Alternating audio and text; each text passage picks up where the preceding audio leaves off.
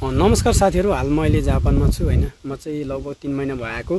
अनि म चाहिँ आज धेरै साथीहरुले मेसेज गर्नु भएको थियो हैन, कुन चाहिँ भिसामा आउँदा ठीक होला भन्नु भएको थियो हैन। मलाई खासै त्यति त थाहा नहोला हैन।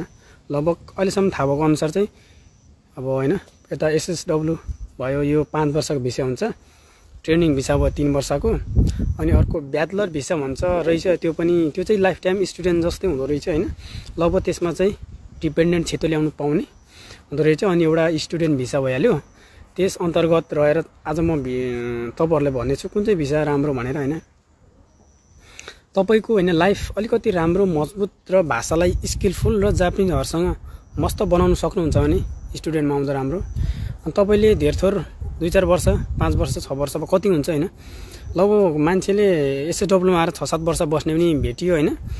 हामीलाई स्टुडेन्ट के रे वर्किङमा आएपछि हैन लगभग 5-6 वर्ष बस्यो भने लगभग मेरो विचारमा मेरो चाहिँ 6 बढीमा 8 वर्ष बस्नु पाए भने धेरथोर पैसा कमायो भने नेपालमा फर्किने, अनि नेपालमा के गर्ने भन्ने सोच्छ।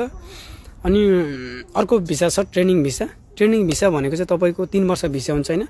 तपाईले N5 मजाले पढिसकेर एउटा आफ्नो हैन इन्ट्रोडक्सन दिने र सामान्य कुरा गर्न सक्ने भएपछि चाहिँ जापानिजहरुसँग त्यो भिसा चाहिँ तपाईले ट्रेनिङमा जानु पर्ने हुन्छ। र ट्रेनिङमा गएपछि ट्रेनिङ गर्दै त्यही कामहरु गर्दै तपाई ट्रेनिङ भिसामा आबद्ध भएर काम गर्न सक्नुहुन्छ।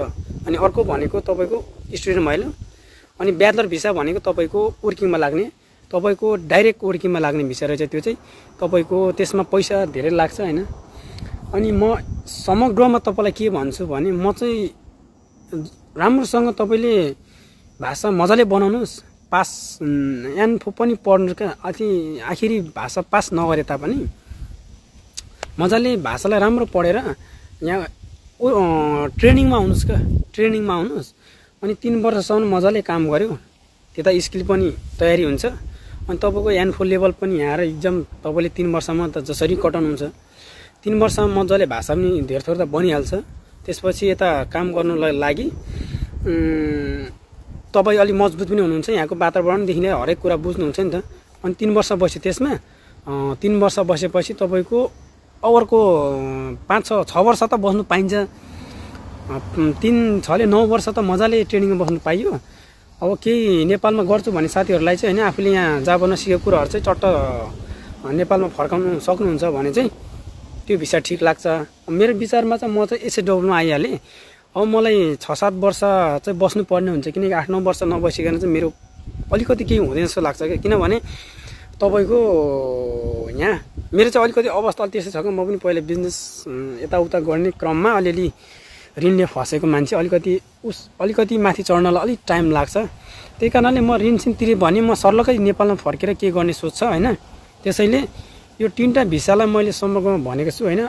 अन्त एउटा स्टुडेन्ट भिसा भनेको चाहिँ तपाईको कस्तो छ भने स्टुडेन्ट भनेको भाषा बन्ने, राम्रोसँग पढ्ने, पैसा पनि कमाउने। जति कमाउने मान्छेहरुले यहाँ स्टुडेन्टमा पैसा चाहिँ राम्रो कमाउने रहेछ हैन।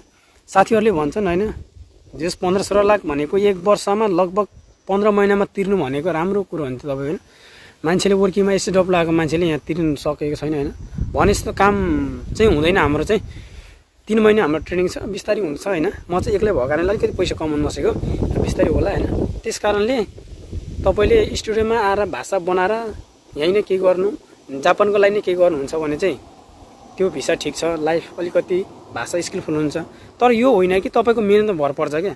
तपाई ट्रेनिङमा आउनु भयो, वर्किङमा आउनु भयो, वर्किङमा नि मजाले मान्छेले डिपेन्डेन्टमा आएर मान्छेले भाषा बनाएर मान्छे अनेकौं गरिरहेछ। तर तपाईमा भर पर्छ, यो कुरा चाहिँ याद गर्नुस्। तपाईमा कतिको क्षमता छ र तपाईले कतिको मेहनत गर्नुपर्ने हुन्छ भन्ने कुरा तपाईमा भर पर्छ। त्यसैले यो भिडियो जति सक्दो शेयर गर्नुस् साथीहरुलाई। र अझै कस्तो खालको भिडियो चाहनुहुन्छ त्यस्तै खालको म भिडियो बनाउने गर्छु। हस्त अहिले धन्यवाद। भिडियोलाई लाइक शेयर कमेन्ट गरी फलो गर्नु होला। हस्त धन्यवाद।